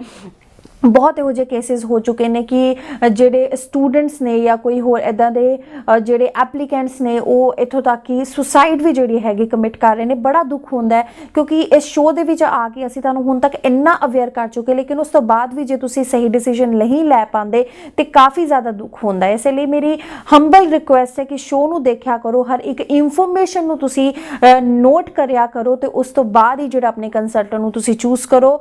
ਅਸੀਂ ਹਮੇਸ਼ਾ ਇਸ ਸ਼ੋਅ ਦੇ ਵਿੱਚ ਸਾਡੇ ਐਕਸਪਰਟ ਵੀ ਇਹੀ ਕਹਿੰਦੇ ਨੇ ਕਿ ਕਦੇ ਵੀ ਪੈਸੇ ਤੁਸੀਂ ਕਿਸੇ ਨੂੰ ਕੈਸ਼ ਨਾ ਦਿਵੋ, ਪਹਿਲਾਂ ਨਾ ਦਿਵੋ। ਹਰ ਇੱਕ ਚੀਜ਼ ਦਾ ਵੇਰਵਾ ਲੈ ਕੇ ਹੀ ਜਿਹੜਾ ਹੈਗਾ ਤੁਸੀਂ ਖਾਸ ਕਰਕੇ ਫਾਈਨੈਂਸ਼ੀਅਲ ਡਿਸੀਜਨ ਹੈ ਉਹ ਤੁਸੀਂ ਆਪਣੀ ਜ਼ਿੰਦਗੀ ਦੇ ਵਿੱਚ ਲਵੋ। ਐਕਸਪਰਟ ਨਾਲ ਅਸੀਂ ਗੱਲ ਕਰ ਰਹੇ ਹਾਂ ਜੀ, ਬਿਲਕੁਲ ਸਾਈ ਓਵਰਸੀਜ਼ ਦੇ MD ਤੇ visa expert mister Baljinder Sehgal Australia ਬਾਰੇ ਗੱਲ ਕਰ ਰਹੇ। ਆਸਟ੍ਰੇਲੀਆ ਨੂੰ ਲੈ ਕੇ ਹੁਣ ਜੇ ਅਸੀਂ ਗੱਲ ਕਰਦੇ ਹਾਂ ਕਿ ਤੇ ਜਿਵੇਂ ਕਿ ਤੁਸੀਂ ਸਾਈਪ੍ਰਸ, ਸਿੰਗਾਪੁਰ ਬਾਰੇ ਅਕਸਰ ਕਹਿੰਦੇ ਹੋ ਕਿ ਜਿਹੜੇ ਵੀ ਪੈਸੇ ਤੁਸੀਂ ਐਡਵਾਂਸ ਨਹੀਂ ਲੈਂਦੇ, ਬਾਅਦ ਚੋਂ ਲੈਂਦੇ, ਤੇ ਕੀ ਇਹੀ ਸਰਵਿਸ ਸਾਈ ਓਵਰਸੀਜ਼ ਹੈ ਜਿਹੜਾ ਆਸਟ੍ਰੇਲੀਆ ਬਾਰੇ ਵੀ ਦੇ ਰਿਹਾ ਹੈ ਬਲਜਿੰਦਰ ਜੀ? ਡੈਫੀਨਿਟਲੀ ਮੈਂ ਆਪਣੇ ਸਾਰੇ ਵਿਊਅਰਸ ਨੂੰ ਦੱਸਣਾ ਚਾਹਾਂਗਾ ਕਿ ਜਿਹੜੇ ਵੀ ਬੱਚੇ ਸਾਡੇ ਕੋਲ ਆਸਟ੍ਰੇਲੀਆ ਫਾਈਲ ਲਗਵਾਉਣਾ ਚਾਹੁੰਦੇ ਨੇ ਉਹਨਾਂ ਦੀ ਐਮਬੈਸੀ ਫੀਸ ਅਸੀਂ ਆਪਣੇ ਕੋਲੋਂ ਪੇ ਕਰ ਰਹੇ ਹਾਂ, ਜਿਹੜੀ ਕਿ 31000 ਬਹੁਤ ਜ਼ਿਆਦਾ ਬਿਗ ਅਮਾਊਂਟ ਹੈ। ਉਹਦਾ ਰੀਜ਼ਨ ਹੈ ਕਿ ਅਸੀਂ ਕਿਉਂ 31000 ਆਪਣਾ ਇਨਵੈਸਟ ਕਿਉਂ ਕਰ ਰਹੇ ਹਾਂ, ਕਿਉਂਕਿ ਮੈਂ ਸਟੇਟ ਫਾਰਵਰਡ ਜਿਹੜੀ ਇਨਫੋਰਮੇਸ਼ਨ ਦੇ ਰਿਹਾ ਜਿਹੜੀ ਉਹ ਫੁੱਲਫਿਲ ਕਰੇਗਾ, ਜਿਹੜੀ ਮੀਟ ਕਰੇਗਾ ਉਹੀ ਫਾਈਲ ਅਸੀਂ ਸੈਸ ਕਰਾਂਗੇ। ਨਾ ਕਿ ਇਹ ਸੋਚਦੇ ਹੋਏ ਕਿ ਠੀਕ ਹੈ ਜਿਹੜੇ ਬਾਕੀ ਕੰਪਨੀਆਂ ਕਿ ਅਸੀਂ ਤੁਹਾਨੂੰ 25-30 ਰੁਪਏ ਪ੍ਰੋਸੈਸਿੰਗ ਫੀਸ ਦੇ ਨਾਮ ਤੇ ਆ ਰਿਹਾ ਤੇ ਅਸੀਂ ਫਾਈਲ ਬੱਚੇ ਨੂੰ ਜੋ ਬੱਚਾ ਸੁਣਨਾ ਚਾਹ ਰਿਹਾ, ਬੱਚਾ ਸੁਣਨਾ ਚਾਹੁੰਦਾ ਕਿ ਮੇਰਾ ਆਸਟ੍ਰੇਲੀਆ ਦਾ ਵੀਜ਼ਾ ਹੋ ਜਾਏਗਾ, ਚਾਹੇ ਬੱਚੇ ਦੇ 50% ਮਾਰਕਸ ਹੈ, 55% ਮਾਰਕਸ ਹੈ, ਸਾਨੂੰ ਪਤਾ ਕਿ ਬੱਚਾ ਐਲੀਜੀਬਲ ਨਹੀਂ ਕਰ ਰਿਹਾ, ਕਿ ਬੱਚੇ ਦਾ ਵੀਜ਼ਾ ਨਹੀਂ ਮਿਲਣਾ, ਤੇ ਅਸੀਂ ਉਹਨੂੰ ਯੈਸ ਨਹੀਂ ਕਰਾਂਗੇ। ਉਹਦੇ ਅਕੋਰਡਿੰਗ ਉਹਨੂੰ ਸੁਜੈਸਟ ਕਰਾਂਗਾ ਕਿ ਤੇਰੇ ਵਾਸਤੇ ਕਿਹੜੀ ਕੰਟਰੀ ਤੈਨੂੰ 100% ਸਕਸੈਸ ਰੇਟ ਮਿਲੇਗਾ। ਸੋ ਦੈਟਸ ਵਾਈ ਕਿ ਆਸਟ੍ਰੇਲੀਆ ਦੇ ਵਿੱਚ ਅਸੀਂ ਉਹੀ ਫਾਈਲ ਲਵਾਂਗੇ, ਕਿਉਂਕਿ ਮੈਨੂੰ ਪਤਾ ਹੈ ਕਿ 6 ਬੈਂਡ ਦੇ ਨਾਲ ਹੀ ਬੱਚੇ ਨੂੰ ਵੀਜ਼ਾ ਬਹੁਤ ਜ਼ਿਆਦਾ ਸ਼ੋਰਟੀ ਨਾਲ ਮਿਲੇਗਾ। 60% ਮਾਰਕਸ ਬੱਚੇ ਦੇ 10th ਔਨਵਰਡ, 10th ਤੋਂ ਲੈ ਕੇ ਜੋ ਵੀ ਤੁਹਾਡੀ ਕੁਆਲੀਫਿਕੇਸ਼ਨ ਹੈ, ਅਗਰ ਸਾਰੀ ਕੁਆਲੀਫਿਕੇਸ਼ਨ ਦੇ ਵੀ ਤੁਹਾਡੇ 60% ਮਾਰਕਸ ਹੋਣਗੇ ਤਾਂ ਹੀ ਤੁਹਾਡੇ ਵੀਜ਼ਾ ਦੇ ਚਾਂਸਸ ਮੈਂ ਕਹਾਂਗਾ 90% ਰਹਿਣਗੇ। ਅਦਰਵਾਈਜ਼ ਤੁਸੀਂ ਡਿਪਲੋਮੇ 'ਚ ਅਪਲਾਈ ਕਰਦੇ ਹੋ, ਐਡਵਾਂਸ ਡਿਪਲੋਮੇ 'ਚ ਅਪਲਾਈ ਕਰਦੇ ਹੋ ਤਾਂ ਮੈਨੂੰ ਪਤਾ ਉਹਦਾ ਸਕਸੈਸ ਰੇਟ ਬਹੁਤ ਜ਼ਿਆਦਾ ਹਾਈ ਨਹੀਂ ਰਹੇਗਾ। ਇਸ ਕਰਕੇ ਮੈਂ ਹਰ ਇੱਕ ਬੱਚੇ ਨੂੰ ਕਹਾਂਗਾ 573 ਦੇ ਵਿੱਚ SVP ਸਟ੍ਰੀਮਲਾਈਨ ਵੀਜ਼ਾ ਪ੍ਰੋਸੈਸ ਵਿੱਚ ਆਪਣੀ ਫਾਈਲ ਅਸੈਸ ਕਰੋ ਤਾਂ ਕਿ ਤੁਹਾਨੂੰ ਵੀਜ਼ਾ ਮਿਲਣ ਦੀ ਸ਼ੋਰਟੀ ਬਹੁਤ ਜ਼ਿਆਦਾ ਚਾਂਸਸ ਬਹੁਤ ਜ਼ਿਆਦਾ ਹਾਈ ਰਹਿਣ। ਜੀ ਬਿਲਕੁਲ ਦਰਸ਼ਕੋ, ਆਸਟ੍ਰੇਲੀਆ ਦੀ ਅਸੀਂ ਗੱਲ ਚੱਲ ਰਹੀ ਹੈ ਤੇ ਹੁਣ ਇੱਕ ਆਖਰੀ ਸਵਾਲ ਮੈਂ ਖਾਸ ਕਰਕੇ ਸਪਾਊਸ ਕੇਸ ਬਾਰੇ ਜ਼ਰੂਰ ਪੁੱਛਣਾ ਚਾਹੂੰਗੀ। ਹੁਣ ਬਹੁਤ ਇਹੋ ਜਿਹੇ ਸਪਾਊਸ ਹੈਗੇ ਨੇ ਜਿਹੜੇ ਨਾਲ ਜਾਣਾ ਚਾਹੁੰਦੇ ਨੇ ਮੇਨ ਐਪਲੀਕੈਂਟ ਦੇ, ਲੇਕਿਨ ਮੇਨ ਐਪਲੀਕੈਂਟ ਦੀ ਕਿਸ ਤਰ੍ਹਾਂ ਦੇ ਕੋਰਸਿਸ ਤੇ ਡਿਪੈਂਡ ਹੁੰਦਾ ਹੈ, ਜਾਂ ਸਪਾਊਸ ਨੂੰ ਲੈ ਕੇ ਹੁਣ ਅੰਬੈਸੀ ਕਿਸ ਤਰ੍ਹਾਂ ਨਾਲ ਸਟ੍ਰਿਕਟ ਹੋ ਗਈ ਹੈ ਕਿ ਸਪਾਊਸ ਦਾ ਪ੍ਰੋਫਾਈਲ ਵੀ ਮੈਟਰ ਕਰਦਾ ਜਾਂ ਨਹੀਂ ਕਰਦਾ, ਕਿਉਂਕਿ ਬਹੁਤ ਇਹੋ ਜਿਹੇ ਐਡਵਰਟੀਜ਼ਮੈਂਟ ਆ ਰਹੀਆਂ ਨੇ ਕਿ ਸਪਾਊਸ ਦਾ ਪ੍ਰੋਫਾਈਲ ਮੈਟਰ ਨਹੀਂ ਕਰਦਾ, 8ਵੀਂ ਪਾਸ ਸਪਾਊਸ ਜਾ ਸਕਦਾ, 10ਵੀਂ ਪਾਸ ਸਪਾਊਸ ਜਾ ਸਕਦਾ ਹੈ? ਕੀ ਇਹ ਚੀਜ਼ਾਂ ਹਾਲੇ ਵੀ ਐਂਟਰਟੇਨ ਹੋ ਰਹੀਆਂ ਨੇ ਆਸਟ੍ਰੇਲੀਆ ਦੇ ਵਿੱਚ? ਹਾਂ, ਅਗਰ ਮੈਂ ਗੱਲ ਕਰਾਂ 2012 ਵਿੱਚ ਜਦੋਂ SVP ਸਟੇਨਮੈਨ ਵੀਜ਼ਾ ਪ੍ਰੋਸੈਸ ਸਟਾਰਟ ਹੋਇਆ ਸੀ, ਉਦੋਂ ਬਹੁਤ ਜ਼ਿਆਦਾ ਈਜ਼ੀ ਰੂਲ ਸੀ। ਯੂਨੀਵਰਸਿਟੀਜ਼ ਨੂੰ ਇਸ ਚੀਜ਼ ਦਾ ਨਹੀਂ ਸੀ ਪਤਾ ਕਿ ਇੱਥੇ ਕੰਟਰੈਕਟ ਮੈਰਿਜਸ ਕਰਕੇ ਕਾਫੀ ਜ਼ਿਆਦਾ ਕੇਸਿਸ ਜਿਹੜੇ ਕਿ ਮਤਲਬ ਕਹਾਂ ਕਿ ਅਪਰੂਵ ਹੋ ਰਹੇ ਸੀ। ਜਦੋਂ ਵੀਜ਼ਾ ਸਟਾਰਟ ਹੋਏ ਸੀ 2012 SVP, ਉਦੋਂ ਕਾਫੀ ਜ਼ਿਆਦਾ ਛੋਟੇ ਜਿਹੜੇ ਪਿੰਡ ਦੇ ਏਜੰਟ ਸੀ ਉਹਨਾਂ ਨੇ ਬਹੁਤ ਜ਼ਿਆਦਾ ਕੰਟਰੈਕਟ ਮੈਰਿਜ ਕਰਵਾ ਕੇ ਬਹੁਤ ਜ਼ਿਆਦਾ ਕੇਸਿਸ ਐਮਬੈਸੀ 'ਚ ਲਾਂਚ ਕੀਤੇ। ਕਿਤੇ ਨਾ ਕਿਤੇ ਉਹਨਾਂ ਨੂੰ ਪਤਾ ਚੱਲ ਗਿਆ ਕਿ ਇਹ ਜਿਹੜੇ ਮੈਕਸਿਮਮ ਪੰਜਾਬ ਸਾਈਡ ਤੋਂ ਜਿਹੜੇ ਇੱਕ ਸਪਾਊਸ ਕੇਸ ਮਿਲਦੇ ਨੇ, ਮੈਂ ਗੱਲ ਕਰਾਂਗੀ 50% ਉਹ ਕੰਟਰੈਕਟ ਮੈਰਿਜ ਵਾਲੇ ਕੇਸ ਹੁੰਦੇ ਨੇ। ਸੋ ਇਸ ਕਰਕੇ ਜੈਨੂਅਨ ਮੈਰਿਜ ਵਾਲੇ ਕੇਸ ਨੂੰ ਕੋਈ ਪ੍ਰੋਬਲਮ ਨਹੀਂ ਹੈ, ਚਾਹੇ ਸਪਾਊਸ ਦੀ ਕੁਆਲੀਫਿਕੇਸ਼ਨ 10th ਹੈ +2 ਹੈ। ਹਾਂ, ਲੇਕਿਨ ਕਈ ਯੂਨੀਵਰਸਿਟੀਜ਼ ਦੀ ਰਿਕੁਆਇਰਮੈਂਟ ਜ਼ਰੂਰ ਹੈ। ਹੁਣ ਡਿਪੈਂਡ ਕਰਦਾ ਕਿ ਤੁਸੀਂ ਕਿਹੜੇ ਕੰਸਲਟੈਂਟ ਨੂੰ ਅਪਰੋਚ ਕੀਤਾ, ਕਿ ਉਹ ਕੰਸਲਟੈਂਟ ਤੋਂ ਕਿਹੜੀ ਯੂਨੀਵਰਸਿਟੀਜ਼ ਨਾਲ ਟਾਈ ਅਪ ਨੇ, ਉਹ ਯੂਨੀਵਰਸਿਟੀਜ਼ ਦੇ ਰੂਲ ਕੀ ਹੈ। ਹੁਣ ਸਾਡੇ ਕੋਲ ਐਸੀਆਂ ਯੂਨੀਵਰਸਿਟੀਜ਼ ਹੈ ਜਿਨ੍ਹਾਂ ਦੀ ਰਿਕੁਆਇਰਮੈਂਟ ਇਹ ਹੈ ਕਿ ਅਗਰ ਮੇਨ ਐਪਲੀਕੈਂਟ ਜਿਹੜੀ ਕਿ ਲੜਕੀ ਮੇਨ ਐਪਲੀਕੈਂਟ ਹੈ ਸਪੋਜ਼, ਤੇ ਉਹਦੀ ਕੁਆਲੀਫਿਕੇਸ਼ਨ ਗ੍ਰੈਜੂਏਸ਼ਨ ਪਾਸ ਆਊਟ ਹੈ, 6 ਬੈਂਡ ਹੈ, 6.5 ਬੈਂਡ ਹੈ, ਮੇ ਸਪਾਊਸ ਦੀ ਕੁਆਲੀਫਿਕੇਸ਼ਨ अगर 10+ है, 8th पास है, कोई प्रॉब्लम नहीं है। लेकिन कई यूनिवर्सिटीज़ जिवें कि फैडी यूनिवर्सिटीज़ या CDI यूनिवर्सिटीज़ है, उन्होंने रिक्वायरमेंट ये है कि अगर मेन एप्लीकेंट की जो कुआलीफिकेशन है स्पाउस की भी वो मैटर करते हैं कि उन्नी ही कुआलीफिकेशन, यानी कि सपोज अगर मेन एप्लीकेंट की ग्रेजुएशन पास आउट है तो स्पाउस की भी रिक्वायरमेंट उन्होंने ग्रेजुएशन पास आउट रखी हुई है। सो इस करके कुछ यूनिवर्सिटीज़ हजे भी मैं गल कराऊंगा लीनियट है, लेकिन मैरिज जैनवन चाहिए है। तो जेडे कि मैं कहांगा स्नैप्स तो जैनवन होंगे कि ਤੁਹਾਡੀ ਮੈਰਿਜ ਜੈਨੂਇਨ ਹੈ ਕਿ ਨਹੀਂ ਹੈ, पूरी गैदरिंग होनी चाहिए है। उस तो इलावा अगर तुहाडी CD है, CD एम्बैसी च नहीं जा रही, लेकिन किसी केस तुहाडे कोल होनी जरूर चाहिए है। बोथ साइड दे मैरिज कार्ड तुहाडे कोल होने चाहिए है। तुहाडी मैरिज जिहड़ी मैं कहांगा रजिस्टर्ड हुई है वो एटलीस्ट 1 साल पुरानी जरूर होवे। अगर साल पुरानी नहीं है तो एक बार आके मिलो जरूर। ਉਹਦਾ मैं तुहानू वे आउट दस सकदा कि किस तरह तुसीं होर प्रूफ लगा के वीज़ा ऑफिसर नू कन्विंस कर सकते हो या यूनीवर्सिटीज़ नू कन्विंस कर सकते हो कि तुहाडी मैरिज जिहड़ी कि जैनवन मैरिज है। जी बिल्कुल दर्शकों, यानी कि ਵਿਆਹ ਨੂੰ ਲੈ ਕੇ ਜਿਹੜਾ ਤੋਂ ਕੋਈ ਵੀ ਤੁਹਾਡੇ ਡਾਊਟਸ ਹੈਗੇ ਨੇ ਸਪਾਊਸ ਕੇਸ ਦੇ ਵਿੱਚ ਕਿ ਵਿਆਹ ਕਿਸ ਤਰ੍ਹਾਂ ਦਾ ਹੋਣਾ ਚਾਹੀਦਾ, ਕਿਸ ਤਰ੍ਹਾਂ ਨਹੀਂ ਹੋਣਾ ਚਾਹੀਦਾ, ਆਈ ਐਮ ਸ਼ੋਰ ਉਹ ਜਿਹੜਾ ਹੈਗਾ ਦੂਰ ਹੋ ਚੁੱਕਾ ਹੋਏਗਾ। ਲੇਕਿਨ ਜੇ ਸਟੇ ਕੋਈ ਕੁਐਰੀਜ਼ ਹੈ ਉਸ ਦੇ ਲਈ ਤੁਸੀਂ ਸਾਈ ਓਵਰਸੀਜ਼ ਦੇ ਆਫਿਸ ਦੇ ਵਿੱਚ ਆ ਸਕਦੇ ਹੋ। ਹੁਣ ਆਸਟ੍ਰੇਲੀਆ ਤੋਂ ਬਾਅਦ ਮੈਂ ਗੱਲ ਕਰਨਾ ਚਾਹਾਂਗੀ ਉਹਨਾਂ ਸਟੂਡੈਂਟਸ ਦੇ ਲਈ ਜਿਨ੍ਹਾਂ ਦਾ ਗੈਪ ਬਹੁਤ ਜ਼ਿਆਦਾ ਹੈ, ਆਇਲਸ ਦੇ ਸਕੋਰ ਨਹੀਂ ਆ ਰਹੇ ਹੈ ਜਾਂ ਇੰਗਲਿਸ਼ ਦੇ ਵਿੱਚ ਜਿਹੜੇ ਹੈਗੇ ਇੰਨੇ ਜ਼ਿਆਦਾ ਕਮਿਊਨੀਕੇਸ਼ਨ ਉਹਨਾਂ ਦੇ ਸਟਰੋਂਗ ਨਹੀਂ ਹੈ, ਤੇ ਸ਼ੁਰੂ ਤੋਂ ਹੀ ਸਾਈ ਓਵਰਸੀਜ਼ ਸਿੰਗਾਪੁਰ ਜਿਹੜਾ ਹੈਗਾ ਇਹਦਾ ਦੇ ਸਟੂਡੈਂਟ ਨੂੰ ਪ੍ਰੈਫਰ ਕਰ ਰਿਹਾ ਹੈ।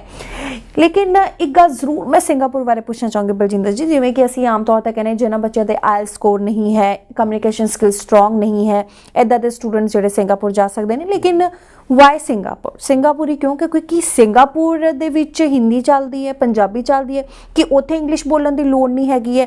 ਜੇ ਇੰਗਲਿਸ਼ ਬੋਲਣ ਦੀ ਲੋੜ ਹੈ, ਇੰਗਲਿਸ਼ ਕੰਟਰੀ ਹੈਗੀ ਹੈ, ਸੋ ਵਿਦਆਊਟ ਆਇਲਸ ਸਟੂਡੈਂਟ ਉੱਥੇ ਜਾ ਕੇ ਕਿਵੇਂ ਸਰਵਾਈਵ ਕਰ ਲੈਂਦੇ ਨੇ? ਕਿਸ ਤਰ੍ਹਾਂ ਦੇ ਕੋਰਸਿਸ ਨੇ ਜਿਹੜੇ ਕਿ ਇੱਦਾਂ ਦੇ ਸਟੂਡੈਂਟਸ ਈਜ਼ੀਲੀ ਸਰਵਾਈਵ ਕਰ ਲੈਂਦੇ ਨੇ? बहुत ही वैलिड, बहुत जैनवन क्वेश्चन मैडम तुसीं मैनूं पुट कीता कि सिंगापुर ही क्यों? कि इंग्लिश कंट्री है सिंगापुर, हर एक नूं पता इंग्लिश कंट्री है, टूरिस्ट कंट्री है, टूरिस्ट पॉइंट होवे तो बहुत ज़्यादा उत्थे मैं कहांगा कि लोग घूमन नूं प्रैफर करते हैं। सिंगापुर ही क्यों जाना चाहे? उहदा रीज़न सब तो मेन रीज़न ये है कि काफ़ी ज़्यादा होर कंट्रीज़ ने जिहड़े कि विदाउट आइल्स भी बच्चों नूं एंटरटेन कर रही हैं, जिवें कि Spain, Poland, Germany, Hungary, Italy, बहुत कंट्रीज़ ने, लेकिन वीज़ा सक्सैसेड नहीं है। तो फाइल अंबैसी च लॉन्च हो जाएगी।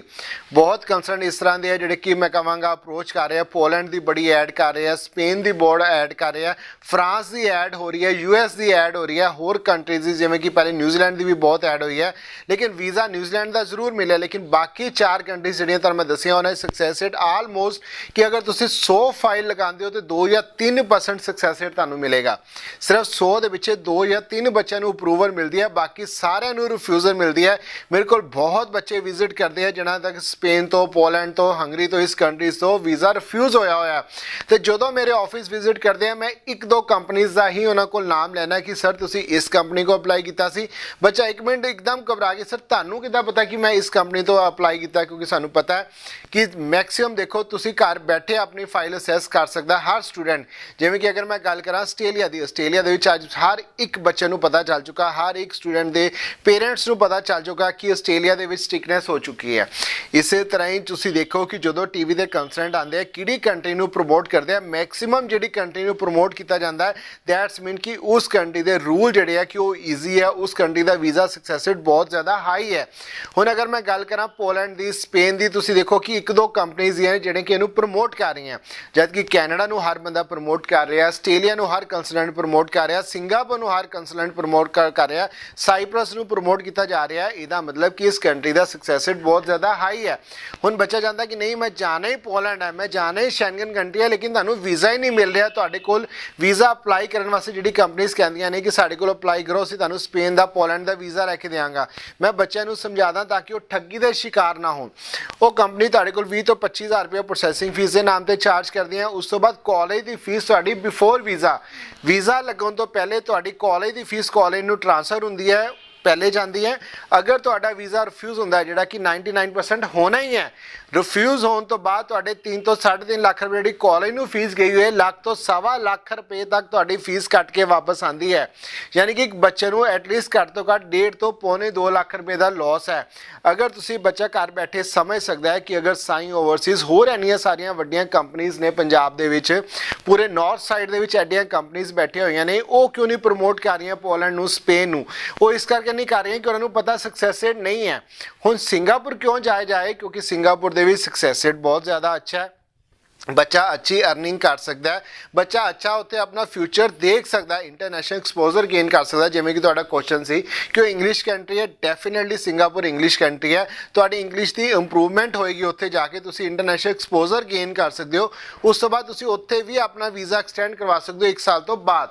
ਅਗਰ ਬੱਚਾ ਇਹ ਚਾਹ ਰਿਹਾ ਕਿ ਮੈਂ ਉੱਥੋਂ ਮਾਈਗ੍ਰੇਟ ਹੋਣਾ, ਤੁਹਾਨੂੰ ਇਹ ਵੀ ਆਪਸ਼ਨ ਮਿਲਦੀ ਹੈ ਕਿ ਤੁਹਾਡੀ ਇੰਗਲਿਸ਼ ਇੰਪਰੂਵਮੈਂਟ ਹੋ ਗਈ ਹੈ, ਤੁਸੀਂ ਉਸ ਤੋਂ ਬਾਅਦ ਆਇਲਸ ਕਰਕੇ 5.5 ਬੈਂਡ 6 ਬੈਂਡ ਅਚੀਵ ਕਰਕੇ ਕੈਨੇਡਾ ਜਾਂ ਆਸਟ੍ਰੇਲੀਆ, ਨਿਊਜ਼ੀਲੈਂਡ ਵੀ ਆਪਣਾ ਕੇਸ ਲਗਵਾ ਸਕਦੇ ਹੋ। ਜੀ ਬਿਲਕੁਲ। ਇਸ ਤੋਂ ਇਲਾਵਾ ਜਿਵੇਂ ਕਿ ਤੁਸੀਂ ਕਿਹਾ ਕਿ ਮਾਈਗ੍ਰੇਟ ਜਿਹੜੇ ਸਟੂਡੈਂਟ ਹੋ ਸਕਦੇ ਨੇ, ਇਸੇ ਬੇਸ ਤੇ ਜਿਹੜਾ ਹੈਗਾ ਆ ਬਲਜਿੰਦਰ ਜੀ, ਬਹੁਤ ਇਹੋ ਜਿਹੇ ਸਟੂਡੈਂਟਸ ਹੈਗੇ ਨੇ ਜਿਹੜੇ ਖਾਸ ਕਰਕੇ ਬੇਵਕੂਫ ਬਣਾਏ ਜਾਂਦੇ ਨੇ, ਜਿਨ੍ਹਾਂ ਦੇ ਕਮਿਊਨੀਕੇਸ਼ਨ ਵੀ ਸਟਰੋਂਗ ਨਹੀਂ ਹੈਗਾ, ਗੈਪ ਬਹੁਤ ਜ਼ਿਆਦਾ ਹੈਗਾ, ਪੜ੍ਹਾਈ ਛੱਡੇ ਕਾਫੀ ਸਾਲ ਹੋ ਚੁੱਕੇ ਨੇ। ਸੋ ਮਾਈਗ੍ਰੇਸ਼ਨ ਦੇ ਨਾਮ ਤੇ ਉਹਨਾਂ ਨੂੰ ਲੱਗਦਾ ਕਿ ਸਿੰਗਾਪੁਰ ਚਲੇ ਜਾਵਾਂਗੇ, 6 ਮਹੀਨੇ ਪੜਾਂਗੇ, 6 ਮਹੀਨੇ ਟ੍ਰੇਨਿੰਗ ਕਰਕੇ ਉਸ ਤੋਂ ਬਾਅਦ ਅਸੀਂ ਆਸਟ੍ਰੇਲੀਆ, ਕੈਨੇਡਾ ਜਾਂ US ਜਾਂ UK ਚਲੇ ਜਾਵਾਂਗੇ। ਸੋ ਕੀ ਇਹ ਹਰ ਸਟੂਡੈਂਟ ਵਾਸਤੇ ਵਾਕਈ ਹੀ ਜ਼ਿਆਦਾ ਈਜ਼ੀ ਹੈ? ਜੇ ਇੰਨਾ ਈਜ਼ੀ ਹੁੰਦਾ ਤੇ ਮੈਨੂੰ ਲੱਗਦਾ ਕਿ ਅੱਜ ਜਿਹਨੇ ਪਹਿਲਾਂ UK ਜਾਣਾ ਜਾਂ USA ਜਾਂ ਕੈਨੇਡਾ ਜਾਣਾ, ਉਹ ਸਭ ਤੋਂ ਪਹਿਲਾਂ ਫਿਰ ਸਿੰਗਾਪੁਰ ਹੀ ਜਾਂਦਾ। ਇਸ ਬਾਰੇ ਤੁਸੀਂ ਕੀ ਕਹੋਗੇ? ਡੈਫੀਨਿਟਲੀ ਦੇਖੋ, ਮੈਂ ਆਪਣੇ ਵਿਊਅਰਸ ਨੂੰ ਬਹੁਤ ਅੱਛੇ ਤਰੀਕੇ ਨਾਲ ਸਮਝਾਉਣਾ ਚਾਹਾਂਗਾ, ਇਸ ਕੁਐਸਚਨ ਦਾ ਆਨਸਰ ਦੇਣਾ ਚਾਹਾਂਗਾ। ਜਿਹੜਾ ਵੀ ਬੱਚਾ ਇਹ ਸੋਚਦਾ ਕਿ ਮੈਂ ਸਿੰਗਾਪੁਰ ਜਾ ਰਿਹਾ, ਕਿ ਸਿੰਗਾਪੁਰ ਤੋਂ ਬਾਅਦ ਮੇਰੇ ਕੋਲ ਰੈਡੀ ਹੈ ਕਿ ਆਪਸ਼ਨ ਅਗਲੀ ਮੇਰੇ ਕੋਲ ਪਈ ਹੈ ਕਿ 100% ਮੈਂ ਮਾਈਗ੍ਰੇਟ ਹੋ ਜਾਵਾਂਗਾ, ਕਿਹੜਾ ਬੱਚਾ ਹੋ ਸਕਦਾ ਹੈ? ਟਰਮਸ ਐਂਡ ਕੰਡੀਸ਼ਨ ਜ਼ਰੂਰ ਹੈ। ਜਿਹੜੇ ਬੱਚੇ ਦਾ ਗੈਪ, ਮੈਂ ਹੁਣ ਗੱਲ ਕਰ ਰਿਹਾ ਕਿ ਅਗਰ ਤੁਸੀਂ Australia, New Zealand, Canada direct apply ਕਰਨਾ ਹੈ ਤਾਂ ਤੁਹਾਡਾ 2015 ਪਾਸ ਆਊਟ ਹੋਣੇ ਚਾਹੀਦੇ ਹੈ, ਯਾਨੀ ਕਿ ਤੁਹਾਡੀ ਅਕੈਡਮਿਕ ਕੁਆਲੀਫਿਕੇਸ਼ਨ 2015 ਦੀ ਹੋਣੀ ਮੈਂਡੇਟਰੀ ਹੈ।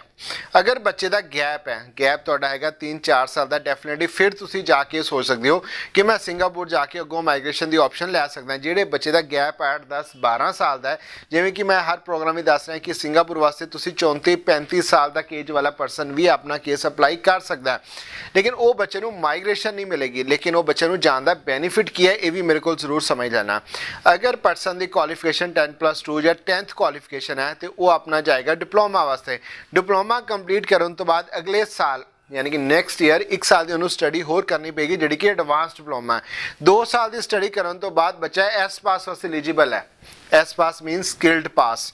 ਸਕਿਲਡ ਪਾਸ ਦਾ ਮਤਲਬ ਹੈ ਤੁਹਾਨੂੰ 2 ਸਾਲ ਦਾ ਵਰਕ ਪਰਮਿਟ ਮਿਲਣ ਦੀ ਆਪਸ਼ਨ ਰਹੇਗੀ। ਉਹ ਤੁਸੀਂ ਖੁਦ ਸਰਚ ਕਰਨਾ ਹੈ। ਜਿਵੇਂ ਕਿ ਅਗਰ ਤੁਸੀਂ ਇੰਡੀਆ ਤੋਂ ਅਪਲਾਈ ਕਰ ਰਹੇ ਹੋ, ਹੁਣ ਇੰਡੀਆ ਤੋਂ ਵੀ ਤੁਸੀਂ ਦੇਖਿਆ ਹੋਏਗਾ ਕਿ ਕਾਫੀ ਜ਼ਿਆਦਾ, ਮੈਂ ਖੁਦ ਕੰਸਲਟੈਂਟ ਨੂੰ ਕਹਿੰਦੇ ਹੋਏ ਪ੍ਰੋਗਰਾਮਸ ਤੇ ਦੇਖਿਆ ਕਿ ਸਿੰਗਾਪੁਰ ਦੇ ਵੀਜ਼ਾ ਰਿਫਿਊਜ਼ ਬਹੁਤ ਹੋਇਆ, ਸਿੰਗਾਪੁਰ ਦਾ ਸਕਸੈਸ ਰੇਟ ਉਹਨਾਂ ਜ਼ਿਆਦਾ ਅੱਛਾ ਨਹੀਂ ਰਿਹਾ। ਇਸੇ ਤਰ੍ਹਾਂ ਹੀ ਤੁਸੀਂ ਉੱਥੇ ਜਾ ਕੇ ਵੀ ਆਪਣਾ ਕੰਸਲਟੈਂਟ ਚੂਜ਼ ਕਰਨਾ ਜਿਹਨੂੰ ਕਿ ਪ੍ਰੋਪਰ ਨੌਲੇਜ ਹੈ, ਜਿਹਨੂੰ ਪਤਾ ਕਿ ਵਾਕਈ ਉਹ ਤੁਹਾਡਾ ਵੀਜ਼ਾ ਦੂਸਰੇ ਕੰਟਰੀ ਤੁਹਾਨੂੰ ਮਾਈਗ੍ਰੇਸ਼ਨ ਲੈ ਕੇ ਦੇਗਾ ਜਾਂ ਤੁਹਾਨੂੰ ਐਸ ਪਾਸ ਉੱਤੇ ਇਸ਼ੂ ਕਰਵਾ ਕੇ ਦੇ ਸਕਦਾ ਹੈ। ਤੁਸੀਂ ਐਸੇ ਕੰਸਲਟੈਂਟ ਤੋਂ ਜਾਓਗੇ, ਐਸੇ ਲਾਇਰ ਤੋਂ ਜਾਓਗੇ ਤਾਂ ਡੈਫੀਨਿਟਲੀ ਤੁਹਾਨੂੰ ਐਸ ਪਾਸ ਇਸ਼ੂ ਕਰਵਾ ਕੇ ਦੇ ਸਕਦਾ ਹੈ। ਅਗਰ ਤੁਸੀਂ ਉੱਥੇ ਵੀ ਇਹ ਚੀਜ਼ ਕਰੋਗੇ ਕਿ ਮੈਂ ਇੰਨੇ ਡਾਲਰ ਬਚਾ ਲਵਾਂ, ਮੈਂ ਅੱਛੇ ਲਾਇਰ ਤੋਂ ਅਪਰੋਚ ਨਾ ਕਰਾਂ, ਤੇ ਕਿਤੇ ਨਾ ਕਿਤੇ ਖਮਿਆਜਾ ਤੁਹਾਨੂੰ ਜ਼ਰੂਰ ਭੁਗਤਣਾ ਪੈ ਸਕਦਾ ਹੈ। ਹੁਣ ਇੰਡੀਆ ਦੇ ਵਿੱਚ ਵੀ ਪੈਕੇजेस ਹੈਗੇ ਨੇ, ਕੋਈ 2.5 ਲੱਖ, ਕੋਈ ਕੋਈ 3 ਲੱਖ 3.5 ਲੱਖ, ਹੁਣ ਕਈ ਵਾਰੀ ਸਟੂਡੈਂਟ ਚਲੇ ਜਾਂਦਾ 2.5 ਲੱਖ ਵਾਲੇ ਕੋਲ ਜਿਹੜਾ ਕਿ ਪਹਿਲੇ ਤੁਹਾਡੇ ਕੋਲ 30-35 ਰੁਪਏ ਚਾਰਜ ਕਰ ਰਿਹਾ। ਕੋਈ ਇਸ ਤਰ੍ਹਾਂ ਦਾ ਕੰਸਰਨ ਹੈ ਜਿਹੜਾ ਕਿ ਤੁਹਾਨੂੰ ਪ੍ਰੋਪਰ ਦੱਸਦਾ ਕਿ ਅਗਰ ਮੈਂ 3.5 3.5 ਲੱਖ ਰੁਪਏ ਚਾਰਜ ਕਰ ਰਿਹਾ ਉਹਦੇ ਤੁਹਾਨੂੰ ਕੀ ਫੈਸਿਲਿਟੀ ਕੀ ਤੁਹਾਨੂੰ ਚੀਜ਼ਾਂ ਮੈਂ ਪ੍ਰੋਵਾਈਡ ਕਰ ਰਿਹਾ, ਤੁਹਾਨੂੰ 에ਅਰ ਟਿਕਟ ਦੇ ਰਿਹਾ, ਤੁਹਾਨੂੰ ਅਕੋਮੋਡੇਸ਼ਨ ਅਸਿਸਟੈਂਟ ਦੇ ਰਿਹਾ, ਤੁਹਾਨੂੰ 에ਅਰਪੋਰਟ ਪਿਕਅਪ ਦੇ ਨਾਲ ਤੁਹਾਨੂੰ ਉੱਥੋਂ ਬਾਅਦ 6 ਮਹੀਨੇ ਦੀ OJT ਦੀ ਫੀਸ ਵੀ। ਇਹ ਵੀ ਬੜੀ ਸਮਝਣ ਵਾਲੀ ਗੱਲ ਹੈ ਛਵੀ ਮੈਮ ਕਿ ਜਿਵੇਂ ਕਿ ਕਾਫੀ ਕੰਸਰਨ ਪ੍ਰਮੋਟ ਕਰਦੇ ਆ ਸਿੰਗਾਪੁਰ ਨੂੰ, ਲੇਕਿਨ ਉੱਥੇ ਜਾ ਕੇ 6 ਮੰਥ ਦੀ ਸਟੱਡੀ ਤੋਂ ਬਾਅਦ ਜਿਹੜੇ ਬੱਚੇ ਦੀ OJT ਫੀਸ ਹੈ ਉਹ ਨਹੀਂ ਪੇ ਕਰਦੇ। ਹੁਣ ਇਹ ਵੀ ਬੱਚੇ ਨੂੰ ਸਮਝਣਾ ਪਏਗਾ ਕਿ $321 ਜਿਹੜੀ ਕਿ ਸਿੰਗਾਪੁਰ ਡਾਲਰ ਫੀਸ ਹੁੰਦੀ ਹੈ ਔਨ ਜੌਬ ਟ੍ਰੇਨਿੰਗ ਦੀ, ਯਾਨੀ ਕਿ ਇੰਡੀਅਨ ਰੁਪੀਜ਼ ਵਿੱਚ ਗੱਲ ਕਰਾਂ ਤਾਂ ਨੀਅਰ ਅਬਾਊਟ 14.5 ਤੋਂ 15,000 ਰੁਪਇਆ। ਹੁਣ ਉਹ ਅਗਰ ਤੁਹਾਨੂੰ ਉੱਥੇ ਜਾ ਕੇ ਪੇ ਕਰਨਾ ਪਏਗਾ ਤਾਂ ਨੈਚੁਰਲੀ ਤੁਹਾਡਾ ਉਹ ਪੈਕੇਜ ਘਟ ਗਿਆ। ਹੁਣ ਇਸੇ ਤਰ੍ਹਾਂ ਆਪਣੇ ਕੰਸਰਨ ਤੋਂ ਜ਼ਰੂਰ ਪ੍ਰੋਪਰ ਚੈੱਕ ਕਰੋ ਕਿ ਤੁਹਾਡੇ ਪੈਕੇਜ ਦੇ ਵਿੱਚ ਜੇ 3.5 ਲੱਖ ਦਾ ਪੈਕੇਜ ਹੈ ਕੀ ਚੀਜ਼ ਸਾਨੂੰ ਦਿੱਤੀ ਜਾ ਰਹੀ ਹੈ। ਜੇ 2.5 ਲੱਖ ਦਾ ਪੈਕੇਜ ਹੈ ਤੇ ਉੱਥੇ ਜਾ ਕੇ ਮੈਨੂੰ ਕੋਈ ਇਨੀਸ਼ੀਅਲੀ ਪੇਮੈਂਟ ਤਾਂ ਨਹੀਂ ਕਰਨੀ ਪਏਗੀ, ਉੱਥੇ ਜਾ ਕੇ ਮੈਨੂੰ ਕਿੰਨੀ ਪੇਮੈਂਟ ਕਰਨੀ ਪਏਗੀ, ਇਹ ਪ੍ਰੋਪਰ ਜ਼ਰੂਰ ਸਮਝ ਕੇ ਜਾਣ। ਜੀ ਬਿਲਕੁਲ ਦਰਸ਼ਕੋ, ਇਨਕੀ ਬਹੁਤ ਜ਼ਰੂਰੀ ਹੁੰਦਾ ਹੈ ਕਿਸੇ ਵੀ ਕੰਟਰੀ ਨੂੰ ਜੇ ਤੁਸੀਂ ਆਪਣੇ ਲਈ ਚੂਜ਼ ਕਰਨਾ ਉਸ ਕੰਟਰੀ ਦੀ ਪੂਰੀ ਜਾਣਕਾਰੀ ਰੱਖਣੀ ਚਾਹੀਦੀ, ਉਸ ਕੰਟਰੀ ਨੂੰ ਸਮਝ ਲੈਣਾ ਚਾਹੀਦਾ ਹੈ ਕਿ ਉਸ ਕੰਟਰੀ ਦੇ ਵਿੱਚ ਤੁਹਾਡਾ ਫਿਊਚਰ ਕੀ ਹੋ ਸਕਦਾ ਕੀ ਨਹੀਂ ਹੋ ਸਕਦਾ, ਕਿਹੜੀ ਓਪਰਚੁਨਿਟੀਜ਼ ਤੁਹਾਨੂੰ ਮਿਲਣਗੀਆਂ ਕਿਹੜੀਆਂ ਨਹੀਂ ਮਿਲਣਗੀਆਂ। ਕਿਉਂਕਿ ਦੇਖ ਕੇ ਇੱਕ ਦੂਜੇ ਦੀ ਰੀਸ ਬਹੁਤ ਇਹੋ ਜਿਹੇ ਯੰਗਸਟਰਸ ਹੈਗੇ ਨੇ ਜਿਹੜੇ ਬਾਹਰ ਜਾਣਾ ਚਾਹੁੰਦੇ ਨੇ, ਲੇਕਿਨ ਸਭ ਤੋਂ ਪਹਿਲਾਂ ਇਹ ਸਮਝਣ ਦੀ ਲੋੜ ਹੈ ਕਿ ਤੁਹਾਡੇ ਲਈ ਬਾਹਰ ਜਾਣਾ ਸਹੀ ਹੈ, ਕਿ ਵਾਕਈ ਤੁਹਾਨੂੰ ਬਾਹਰ ਜਾਣਾ ਚਾਹੀਦਾ ਹੈ, ਕਿਹੜੀ ਕੰਟਰੀ ਦੇ ਵਿੱਚ ਜਾਣਾ ਚਾਹੀਦਾ, ਉੱਥੇ ਜਾ ਕੇ ਤੁਹਾਡੇ ਕੀ ਬੈਨੀਫਿਟਸ ਹੋ ਸਕਦੇ ਨੇ। ਸੋ ਬਿਨਾਂ ਸੋਚੇ ਸਮਝੇ ਕਦੇ ਵੀ ਕੋਈ ਡਿਸੀਜਨ ਨਾ ਲਵੋ। ਇਸ ਤੋਂ ਇਲਾਵਾ ਜੇ ਤੁਹਾਡਾ ਕੋਈ ਵੀ ਕੁਇਰੀਜ਼ ਹੈ, ਕੋਈ ਵੀ ਡਾਊਟ ਹੈਗਾ, ਉਹ ਤੁਸੀਂ ਸਾਈ ਓਵਰਸੀਜ਼ ਦੇ ਆਫਿਸ ਦੇ ਵਿੱਚ ਆ ਕੇ ਕਲੀਅਰ ਕਰ ਸਕਦੇ ਹੋ। ਇਹਨਾਂ ਦੇ ਫੋਨ ਨੰਬਰ ਤੇ ਐਡਰੈਸ ਲਗਾਤਾਰ ਫਲੈਸ਼ ਹੋ ਰਹੇ ਨੇ ਸਾਰੇ ਟੀਵੀ ਸਕਰੀਨ ਤੇ। ਸੋ ਬਲਜਿੰਦਰ ਜੀ ਸਿਰ ਦੇ ਨਾਲ thank you so much for being in this show. Thank you very much. ਦਰਸ਼ਕੋ ਅਸੀਂ ਮੁੜ ਕੇ ਹਾਜ਼ਰ ਹੋਵਾਂਗੇ ਇਸੇ ਚੈਨਲ ਤੇ, same show same time. Till then you take care, bye bye.